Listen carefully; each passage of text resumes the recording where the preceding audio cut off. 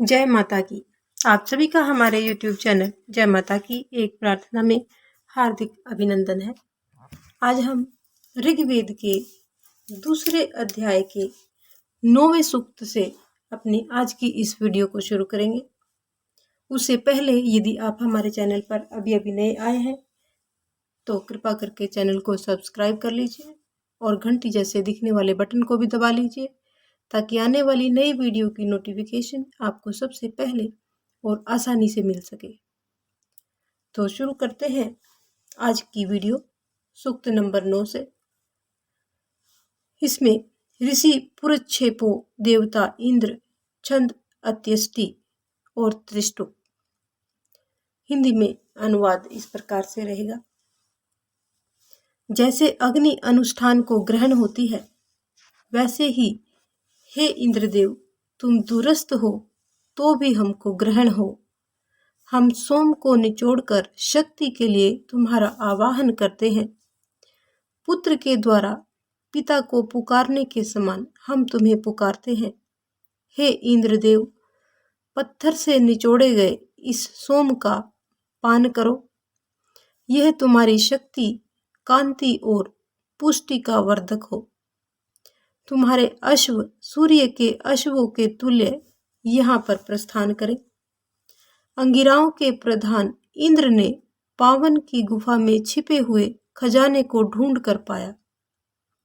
उन्होंने गौओं के गोष्ठ के समान उसे खोल दिया। इंद्र ने वज्र को खूब तेज किया। हे इंद्र, तुम पराक्रम से युक्त होकर उस वृत्र को बढ़ई के समान काटते हो। हे इंद्रदेव, तुमने नदियों को समुद्र की ओर जाने के लिए रथों के तुल्य त्यागा है। इन नदियों के पतन न होने वाले धन का संपादन किया है। जैसे धेनु मनुष्यों को पुष्टि धन प्रदान करती है, हे इंद्रदेव, धन के इच्छुक प्राणियों ने तुम्हारे लिए श्लोकों की रचना की। उसी प्रकार से जैसे कुशल कारीगर रथ को बनाता है, वे तुम्हारा श्रृंगार करते हैं, तुम्हारे अश्वों को सजाते हैं और धन की प्राप्ति के लिए वह सब कुछ करते हैं। हे इंद्रदेव, तुमने पुरु और दिवोदास के लिए शत्रु के किलों को ध्वस्त किया। अपने तेज से अति विश्व को श्रेष्ठ धन प्रदान किया और शंबर को पर्वत से गिरा दिया। इंद्रदेव ने अपने तपस्वी की अत्यंत सुरक्षा की। व्रतहीनों को दंड दिया। वे दस्युओं और लालचियों को समाप्त करने वाले हैं। सूर्योदय होते ही प्रकाश पुंज बढ़ा। उसकी लाली ने पापियों की वाणी को छीन लिया। हे इंद्रदेव, तुम स्नेहवश दूर से रक्षा के लिए यहाँ पर आए। तुम जल्दी से सभी धनों को प्राप्त करवाते हो। शत्रु दुर्ग भंजक इंद्रदेव, तुम नए श्लोकों, अनुष्ठानों और सहायताओं से हमारी सुरक्षा करो। दिवोदास के वंशजों की वंदना से दिन से क्षितिज के वृद्धि करने के तुल्य मति को ग्रहण हो। तो ये था सूक्त नंबर 9। अब सूक्त नंबर 10। ऋषि पुरुषेपो, देवता इंद्र, छंद अत्यष्टि। इसमें भी इंद्रदेव की प्रार्थना पूजा की गई है।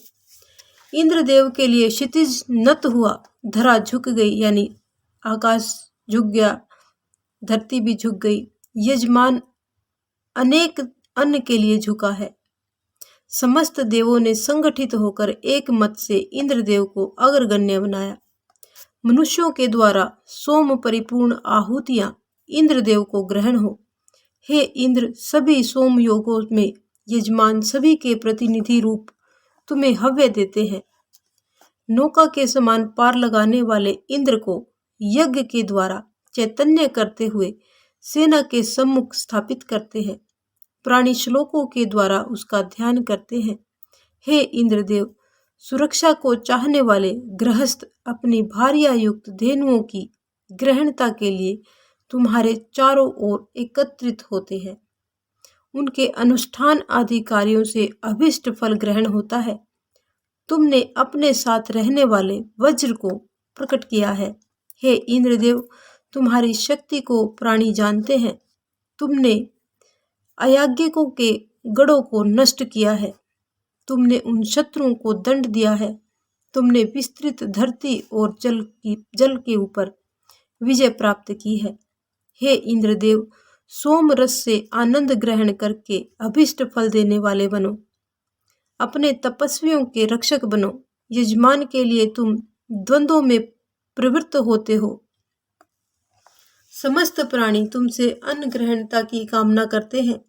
हे इंद्रदेव, हमारे प्रातःकालीन यज्ञ में हमारी हवियां स्वीकार करो और हमारी प्रार्थनाओं पर ध्यान दो। हे वर्जिन, तुम शत्रुओं को मारने वाले हो। मुझ असाधारण बुद्धि वाले के सुंदर श्लोक को सुनो। हे इंद्रदेव, तुम हमारी सुरक्षा के लिए वृद्धि करते हुए शोषण करो जो हमको कष्टमय करता है। हे पराक्रमी, तुम्हारे वज्र की मार से दुष्टमति वाले पीड़ित दूर भाग जाए। तो ये था सूक्त नंबर 10। अब सूक्त नंबर 11। सूक्त को शुरू करने से पहले आपसे एक निवेदन है कि वीडियो को अभी तक अगर आपने लाइक नहीं किया है तो वीडियो को लाइक कर लीजिए, और चैनल पर अगर अभी नए आए हैं तो चैनल को सब्सक्राइब कर लीजिए, और साथ में दिखने वाले घंटी जैसे बटन को भी दबा लीजिए ताकि आने वाली नई वीडियो की नोटिफिकेशन आपको सबसे पहले मिल सके।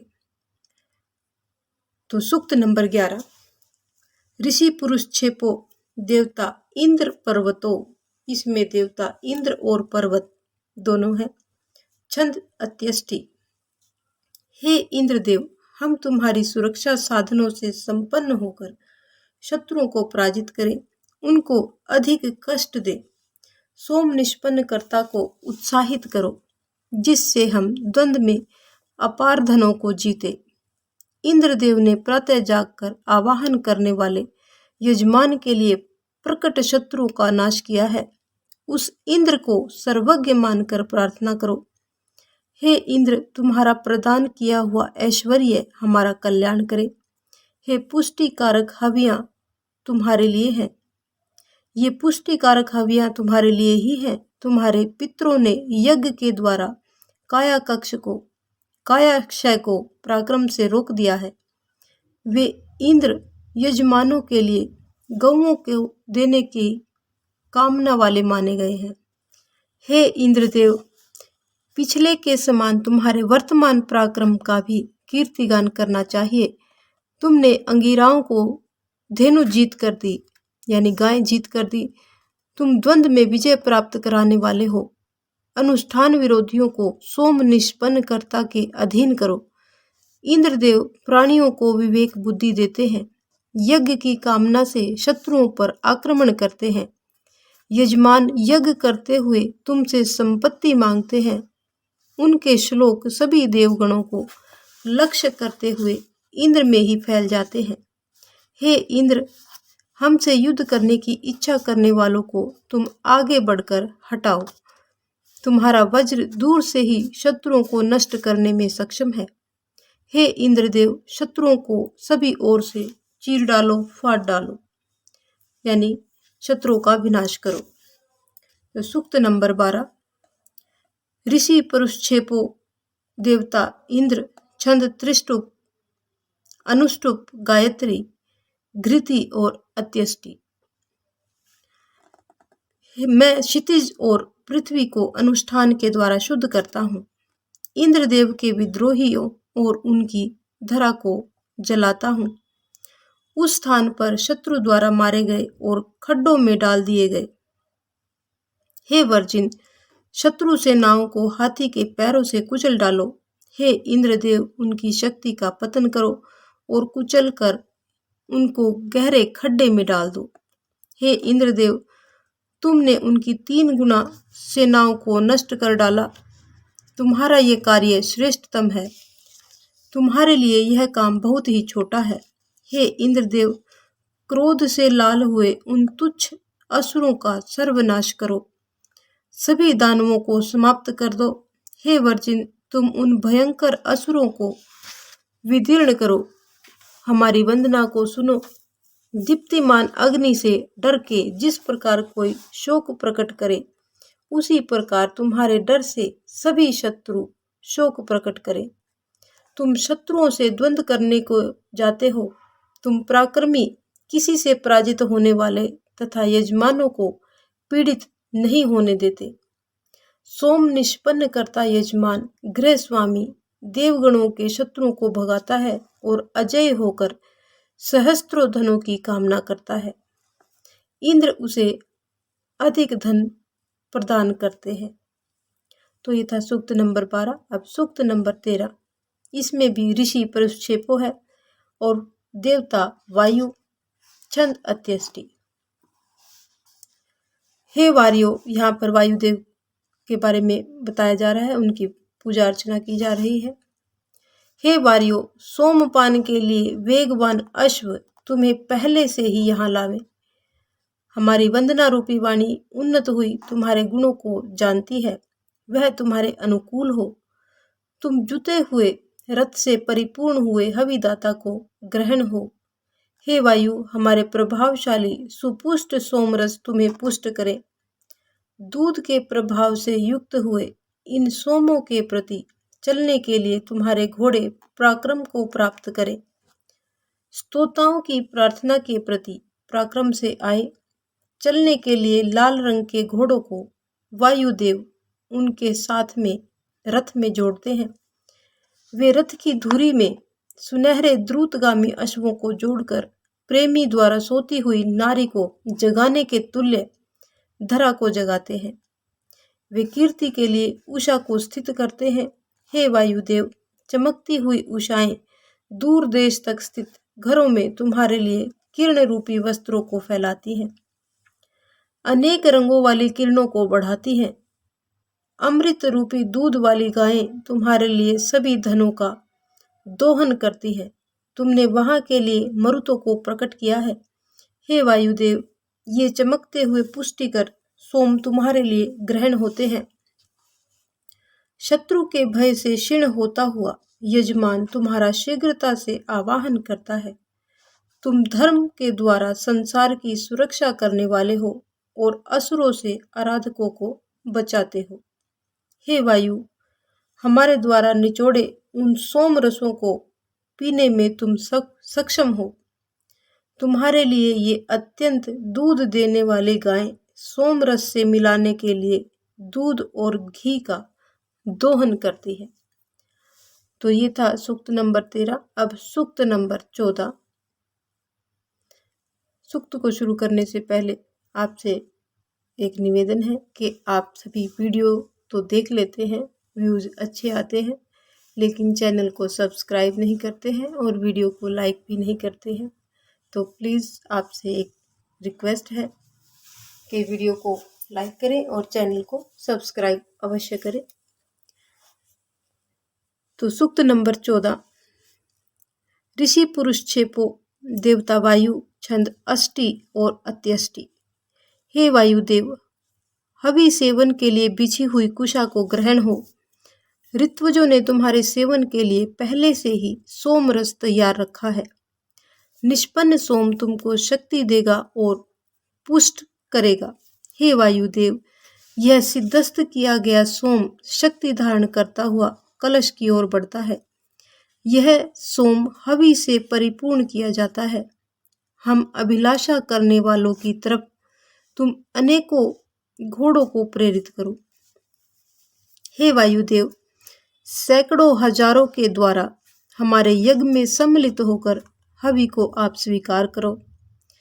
यह तुम्हारा भाग सूर्य के समान तेज वाला है। अथर्ववायु ने तुम्हारे लिए यह सोम रस अर्पित किया है। हे वायु, सुंदर हवि रूप अनों की ओर तुम्हारा रथ रक्षा पूर्वक चले। तुम मधुर सोम रस को ग्रहण करो। तुम उज्जवल धनु से युक्त हुए इंद्र सहित यहाँ पर पधारो। हे इंद्रदेव और वायुदेव, हमारी वंदनाएं तुम्हें अनुष्ठान की ओर आकृष्ट करें। ऋत्वजों ने सोम रस छान कर रखा है, उसे यहाँ पर पधार कर आप उसका पान कीजिए और हमारी सुरक्षा कीजिए। हे वायुदेव, अध्वर्युओं द्वारा प्राप्त हुए निष्पन्न सोमरस प्रस्तुत है। ये तुम दोनों के लिए ऊनी वस्त्र से छाने गए हैं। हे वायु, सभी सो रहे व्यक्तियों को जगाते हुए आओ। सोम को कूटने के पत्थर के शब्द से आकर्षित हो। हे इंद्र और वायुदेव, तुम इस मधुर सोमरस की आहुति को प्राप्त करो। इस पीपल रूप सोम को अजय व्यक्ति पान करते हैं। हमारी गौएं क्षीण न हो, हमारा अन्न परिपक्व हो जाए। ये तुम्हारे शक्तिशाली वृषभ नदी रूपी प्रवाह में दौड़ते हैं। ये मरुस्थल में भी नष्ट नहीं होते। ये सूर्य की किरणों के समान अबाध वेग वाले हैं। तो ये था सूक्त नंबर 14। अब सूक्त नंबर 15 जानेंगे। ऋषि पुरुष छेपो देवता मित्रावरुणो छंद अत्यष्टि और त्रिष्टु। हे मनुष्यों, नमस्कार पूर्वक सखा और वरुण के लिए सोम संपादन करो। वे घी युक्त हवि यज्ञों में वंदना किए जाते हैं और उनका देवत्व कदापि कम नहीं होता। सूर्य का विशाल मार्ग सिद्धांत रूप डोरी पर थमा हुआ है। सखा अर्यमा और वरुण की जगह अत्यंत यह उज्जवल है। वे वहां से श्रेष्ठ शक्ति प्रदान करते हैं। शक्ति की धारक और आसमान से युक्त अदिति की मित्र वरुण प्रतिदिन सेवा करते हैं। ये दान के दाता आदित्य तेजस्वी हैं। सोम मित्र और वरुण को सुख प्रदान करे। देवता उनसे प्रसन्न चित्त हों। सभी देवता समान अभिलाषा से उनका सेवन करें। वह हमारी इच्छा के अनुसार ही सारे कार्य करे। सखा वरुण की सेवा करने वाले वे शत्रु और पापों से उन्हें बचाते हैं। हविदाता की सुरक्षा करते हैं। जो इनके सिद्धांतों को मानता हुआ वंदना आदि करता है, उसकी अर्यमा सुरक्षा करते हैं। श्रेष्ठ आकाश, धरती, मित्र और वरुण को मैं प्रणाम करता हूँ। हम इंद्र, अग्नि, अर्यमा, भाग की समीप से वंदना करें और पुत्र आदि से युक्त हुए रक्षाओं को प्राप्त करें। देवताओं की सुरक्षा से हमारी ओर आकृष्ट हुए और उनके साथी मरुतों की प्रशंसा करें। अग्नि, वरुण, सखा हमारे आश्रयदाता हैं। उनसे हम अभिष्ट धन को ग्रहण करें। तो ये था 15वां सूक्त। अब सूक्त नंबर 16। ऋषि पुरुष छेपो देवता मित्र वरुणो छंद अतिशक्वरी। हे मित्र वरुण, हमने सोमरस निष्पन्न कर लिया है। तुम दोनों यहाँ पर पधार कर इस दूध मिश्रित हुए पुष्टिकारक सोम को पियो और हमारे रक्षक बनो। हे मित्रा वरुण, यह सोम दही परिपूर्ण हो। तुम दोनों उषा काल होते ही पधारो।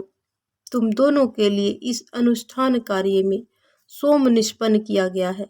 हे मित्रा वरुण, तुम दोनों के लिए प्राणियों ने सोम का गौ दूध के समान दोहन किया है। तुम हमारी रक्षा करने वाले सोमरस का पान करने के लिए हमारी ओर आओ। हमने तुम्हारे पीने के लिए सोम निष्पन्न तैयार किया है। अब सूक्त नंबर 17। ऋषि पुरुष छेपो देवता पूषा छंद अत्यष्टि। पूषा यानी सूर्य को कहा गया है। यहाँ पर सूर्य देव की उपासना की जा रही है। पूषा का बहुत अधिक महत्व है। उसकी शक्ति कम नहीं होती। उसका श्लोक हमेशा वृद्धि करने वाला है। मैं कल्याण की कामना से उन्हें नमस्कार करता हूँ। उसने समस्त हृदयों को आकृष्ट कर लिया है। हे पूषा यानी सूर्य देव, शीघ्रगामी प्राणी को राह में श्रेष्ठ दिशा बताने के समान तुम्हें श्लोक से प्रेरणा करता हूँ, जिससे तुम हमारे शत्रुओं को दूर करो। मैं तुम्हारा आवाहन करता हूँ, मुझे युद्धों में शक्तिशाली बनाओ। हे पूषण, तुम्हारी वंदना में लगे हुए मनुष्य ही तुम्हारी रक्षाओं को ग्रहण कर सके। हम ज्ञान से संपन्न हुए नए श्लोक के द्वारा तुमसे असंख्य धन की विनती करते हैं। तुम हम पर क्रोध मत करो। प्रत्येक संग्राम में हमारे सहायक बनो।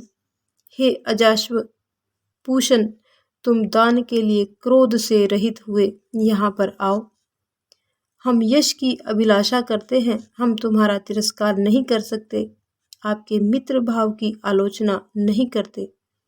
तुम अद्भुत कर्म वाले श्लोक पर ध्यान दो और यहाँ पर आकर हमें आशीर्वाद दो। अब सूक्त नंबर 18। ऋषि परुक्षेपो, देवता विश्वदेवो आदि, छंद अष्टि, बृहति और त्रिष्टुप। मैंने पहले ही अग्नि को धारण किया है, अब दिव्य मरुदगण को वरुण करता हूँ, इंद्र और पवन का वर्ण करता हूँ। मेरी वंदना सूर्य रूप को ग्रहण हो। हे मित्र वरुण, तुम अपने तेज से असत्य का निवारण करने वाले हो। हमने तुम्हारे स्थान में स्वर्णिम तेज के दर्शन किए हैं। हे अश्वी देवो, हम आपकी वंदना करते हैं, हवियां प्रदान करते हैं, संबोधन और अन्न तुम्हारे आश्रित हैं। तुम्हारे रथ के पहिए की धारा घी की वृष्टि करती है। तेजस्वी अश्विनी कुमारों, तुम ही आकाश मार्ग को प्रशस्त करते हो और यज्ञों के लिए घोड़ों को जोतते हो। तुम विकराल कर्म वाले हो, तुम सुनहरी रथ की पीठ पर बैठे हुए सीधी राह से चलते हो। तुम अंतरिक्ष के दाता हो। हे बलि ऐश्वर्यशाली अश्विद्य, दिन में और रात्रि में भी धन प्रदान करते हो। तुम्हारा दिया हुआ धन कभी कम न हो और हमारा दान भी बढ़ता रहे। हे इंद्रदेव, पराक्रमियों के लिए पेय पाषाण के द्वारा निष्पन्न सोम की बूंदें यहाँ पर उपस्थित है। मैं तुम्हें विभिन्न धनों के लिए तृप्त करे। हे वंदनाओं को ग्रहण करने वाले, तुम हमारी ओर आकर हम पर कृपा दृष्टि करो। हे अग्निदेव, हमारी प्रार्थनाओं पर आप ध्यान दीजिए। देवताओं के सम्मुख निवेदन करो। हे देवगण, जब तुमने धेनुएं विजय कर अंगिराओं को प्रदान की, तब अर्यमा ने उसका कूप में दोहन किया। हे मरुदगण, तुम्हारे पराक्रमी कार्यों को हम भूल ना पाए। तुम्हारी कीर्ति अक्षुण्ण रहे। तुम्हारा दिव्य कार्य युग युग में गुंजायमान है। वह कष्ट से तारने वाला कार्य हमको धारण करवाओ। प्राचीन ऋषि दध्य, अंगिरा, प्रियमेद, कण्व, अत्रि और मनु मेरे जन्म के ज्ञाता हैं और अलौकिक गुणों से युक्त हैं। उन अत्यंत गौरवशाली इंद्र और अग्नि को प्रणाम पूर्वक मैं वंदना करता हूँ। होता अग्नि याजमा पढ़ते और हवि के देवता हवि डालते हैं। बृहस्पति देव निष्पन्न सोमों के द्वारा अनुष्ठान करते हैं। उत्तम कर्मा बृहस्पति ने प्रसूत पर भी 11 हो, अपने महत्व से अंतरिक्ष में भी 11 हो, इस प्रकार जलों को धारण किया है।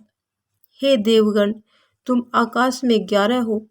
पृथ्वी, तुम 33 देवगणों के साथ मेरे यज्ञ को ग्रहण करो। तो ये था सूक्त 18। अब सूक्त नंबर 19। इसमें ऋषि दीर्घतमा है, देवता अग्नि और छंद त्रिष्टुप और जगती है। हे मनुष्यों, वेदी में विद्यमान ज्योतिर्वान अग्नि के लिए हव्य संपादन करो।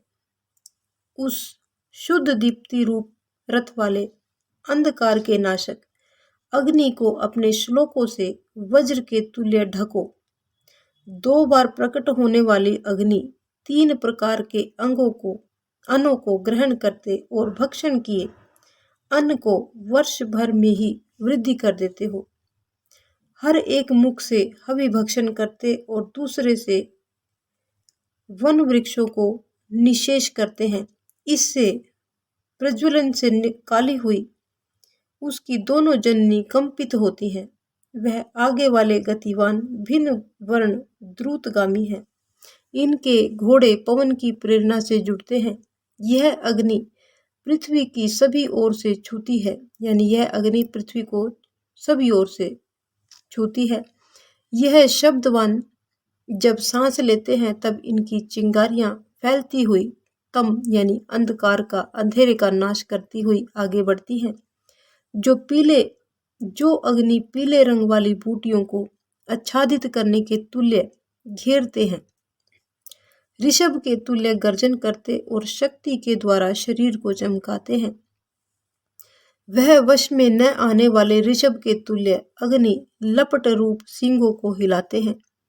वह अग्निदेव प्रकट होकर औषधियों को ग्रहण करते हैं। वे अनेक प्रभाव से गति को ग्रहण होती है। उनमें अद्भुत गुण भर जाते हैं। फिर ये अग्नि औषधियां मिलाकर धरा और क्षितिज को अद्भुत गुण बनाते हैं। लंबी शिलाएं अग्नि को छूती हैं।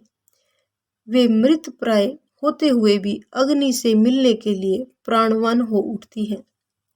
अग्निदेव उनका वृद्धापन मिटाते हुए गर्जन करते हैं और धरती रूप जननी के परिधान रूप तृण दवाई आदि को चाटते हुए अग्नि विजयशील के समान चले जाते हैं।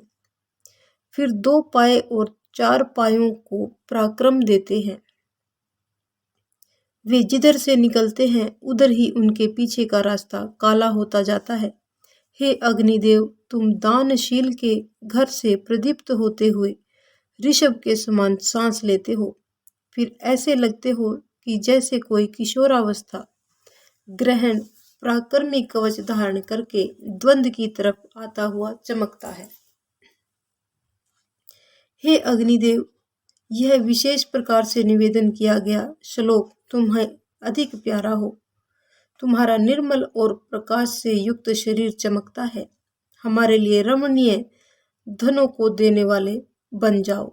हे अग्नि, तुम हमारे घर के व्यक्तियों को या योद्धा के लिए ऐसे अनुष्ठान रूप नौका प्रदान करो जो हम सभी को पार लगाती हुई शरण रूप बने।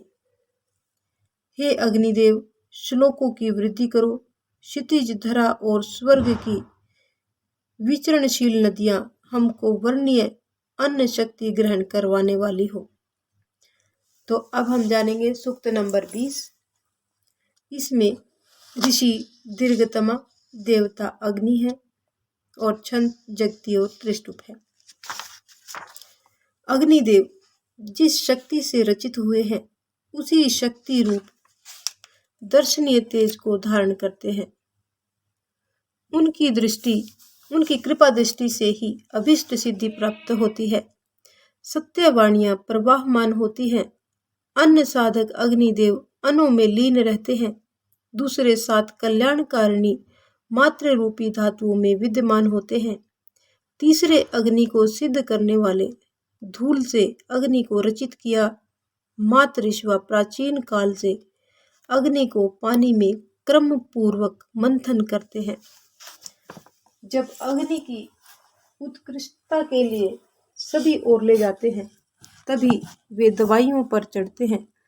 जब वे अरणि मंथन के द्वारा प्रकट होते हैं तब वे पवित्र हुए युवा रूप हो जाते हैं। अग्नि मात्र रूपिणी दिशाओं में बढ़े तथा उन्हीं में व्याप्त हुए वे सतत गतिवान बढ़ी तथा नवीन सभी प्रकार की औषधियों की ओर गति करते हैं। विश्वधारक अग्नि मति शक्ति के द्वारा पोषण के लिए मनुष्यों के श्लोकों को ग्रहण होते हैं, इसलिए उन्हें होता रूप में वर्ण किया जाता है। वे देवता और यजमान दोनों के लिए अन्न की इच्छा करते हैं। जब पूज्य अग्नि पवन की प्रेरणा से बाधा रहित वेग करती है तब उनकी यात्रा समाप्त होने पर काली राह तथा उसमें धूल की अविष्ट रहती है। रथ से यात्रा करने वाले तेजस्वी के समान वे अंबर की यात्रा करते हैं। हे अग्निदेव, उन काले दस्युओं को तुम नष्ट करते हो। तुम्हारे उपासक वीरों के समान पराक्रम प्राप्त करते हैं। हे अग्नि, घृत नियमा, वरुण, दानशील, आर्यमा और सखा तुम्हारे द्वारा शिक्षा पाते हैं। जैसे रथ का पहिया अरों यानी डंडों को व्याप्त करता रहता है, जैसे रथ का पहिया डंडों के ऊपर टिका रहता है यानी डंडों को व्याप्त करके रहता है, उसी प्रकार अनुष्ठान कार्यों के द्वारा अग्निदेव प्रकट होते हैं। वे अत्यंत युवा अग्निदेव तुम सोम निष्पन्न करने वाले वंदनाकारी को वैभव योग्य धन प्रेरित करते हो। हम अपने कर्म के लिए भग के समान तुम्हारी प्रार्थना करते हैं। हे अग्नि, हमारे कार्य के लिए धन और ग्रह के लिए सौभाग्य को प्रदान करो। तुम दोनों लोगों को रासों के समान वश में रखने और हवन में हमारी प्रार्थना को देवताओं के समीप पहुंचाते हो। अत्यंत तेजस्वी घोड़ों से युक्त दमकते हुए रथ वाले अग्नि, हमारे आवाहन को सुनो। तुम हमको काम्य सुख देते हुए हमारा कल्याण करो। हमने श्रेष्ठ समृद्धि के लिए अत्यंत बलिष्ठ अग्निदेव का पूजन किया है। वे अत्यंत वृद्धि को ग्रहण हो और हम भी उसी प्रकार से वृद्धि करें जैसे बादल ऊपर की ओर चढ़ता है। तो ये था दूसरे अध्याय का 20वां सूक्त, जो यहीं पर संपन्न होता है। आज की हमारी वीडियो को हम यहीं पर संपन्न करेंगे।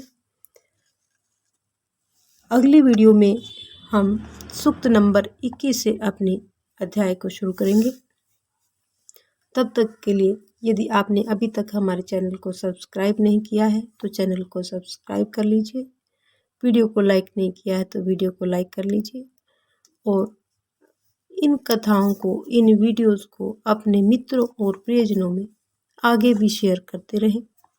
तो मिलते हैं आपसे एक अगले अंक, अगली वीडियो के साथ।